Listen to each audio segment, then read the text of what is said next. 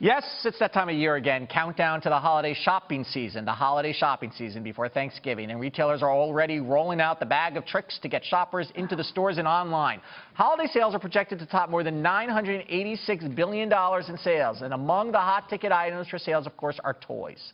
Laurie Schacht is the CEO of Toy Book, and she will tell us what we can expect to see on the shelves this year. Laurie, welcome back to Arise Xchange. Thank you. Always I love coming fun. here. I like this because you bring toys with us. I always bring and toys. Food, our favorite guest. I want to first ask about this Hall of Fame, the Toy Hall of Fame, because they made some inductees today. Yes, they did. They did. The Rubik's Cube. Yep. I had one. Still hasn't figured out how to work. Yeah, I know. Yeah, after you move it the first time, right, it's all over.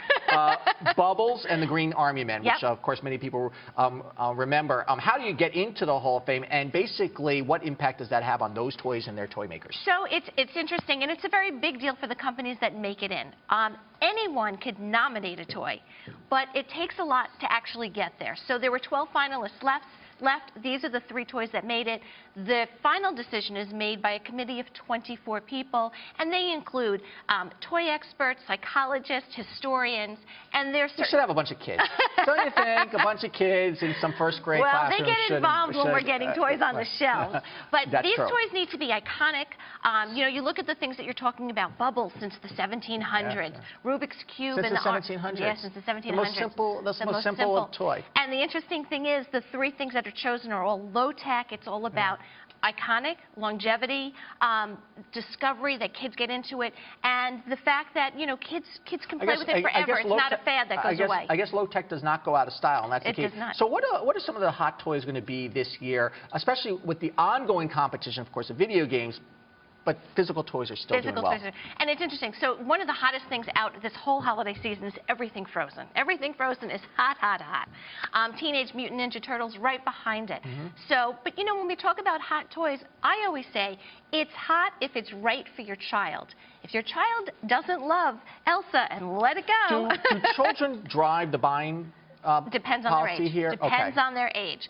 For younger kids, for infants, babies, toddlers, parents are still totally in control. Once kids are older, they start picking up on trends, and they will ask for things. But there are a couple of new trends that have come out this year. And talk about that. So one of the ones that I'm excited about is STEM. STEM, which is science, technology, engineering, and math. We're hearing about it a lot. Exactly. Core curriculum in school. But think about when you've taken classes and you've loved a subject because you had a fabulous teacher. Well, now, it's the same with toys. When kids are getting basic skills from playing, it makes some intimidating subjects so much more approachable. So we have our gyroscope here. Kids can actually build How does this work? So 7 different models that kids can build. We'll see if we can get him going and do a little tightrope walk. They build it. There's a gyroscope in it. They can build 7 different models. And 7 different models from one package. From one package. They could take this apart and build it a different way. So if you want to hold this really, really tight. Okay. Okay. And let's see. So you need somebody to do this with. Yep, you can't do this alone. Let's see if we can get him to balance, if he's going enough yet. Whoop. Okay. We're One more time. failing the STEM test. Yeah, STEM test. But it's all about the kids putting these together and understanding basic science concepts. And is that seems? I can't get him on. We'll practice after the show. Is that really helpful to the kids? Are the schools trying to drive them to some toys that are more educational? Schools are actually using a lot of these items right in the classroom. There's a company called Goldilocks, and it's all about engineering for girls. So it's about using blueprints and kids building. It's just those basic doing it first, and then they can bring it into the classroom, and then hopefully into real life. So what does the toy market look like right now? A lot of toys more online. Are people going to the stores? People still going to Toys R Us? Yes, they are. So it's a little bit of everything. Obviously, there's a lot of online shopping. It's a $22 billion market. Over the last decade, it's kind of looked like that for the most part. A little bit up, a little bit down. It's an optimistic holiday season we're going into. I think that toy manufacturers and retailers are expecting a nice bump. Not huge, but nice.